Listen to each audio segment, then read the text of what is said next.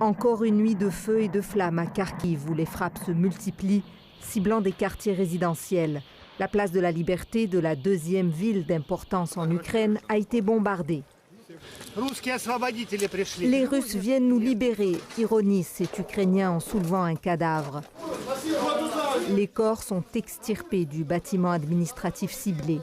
Des secours s'organisent tant bien que mal. Il y a beaucoup de dégâts, de tués, de blessés, dit ce bénévole. C'était une frappe aérienne, très probablement. On ne connaît pas le nombre des victimes. Je veux bien garder l'espoir. Plongée dans le noir en raison du couvre-feu, Inga Yatsenko, résidente de Kharkiv, témoigne d'une journée en enfer. Depuis 2 jours, elle est confinée dans un couloir, adossée à un mur porteur et serrant son chat contre elle. Les appartements qui brûlent, des fenêtres défoncées, des gens blessés qui pleurent, qui crient dans la rue, qui ont perdu leur maison.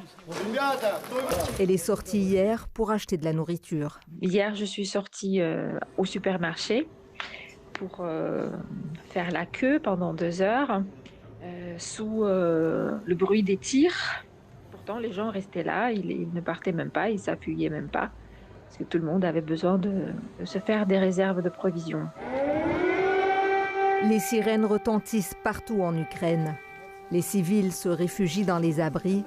La Russie multiplie les menaces et les attaques, tout en demandant aux Ukrainiens d'évacuer les villes.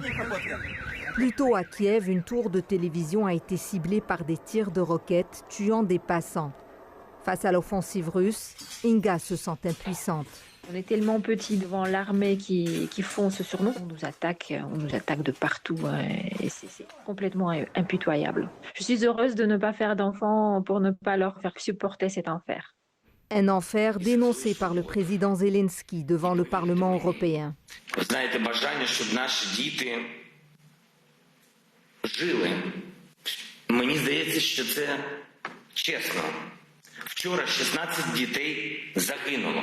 Le bombardement de Kharkiv a été dénoncé comme un crime de guerre par le président Zelensky, qui ajoute qu'il reste ouvert au dialogue avec les Russes à condition qu'ils cessent de pilonner les civils.